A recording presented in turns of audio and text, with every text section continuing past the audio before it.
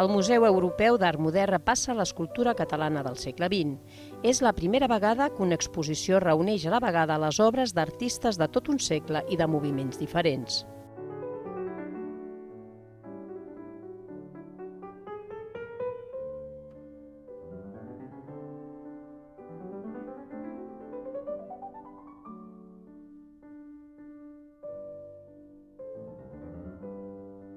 Clara, Dalí o Llimona, així com altres artistes coetanis de no tant de renom, estan presents en aquesta mostra, una oportunitat única per conèixer l'escultura catalana del segle passat. El que vingui aquí veurà una exposició que no s'ha fet mai i que difícilment es tornarà a veure, perquè sempre els grans museus fan o monogràfics o generacions, però tot un segle no s'havia abarcat mai. L'exposició la formen 300 obres de 80 escultors del país, distribuïdes a les 3 plantes del museu, cadascuna dedicada a un moviment diferent, des del modernisme fins al realisme, passant per les obres de gran format.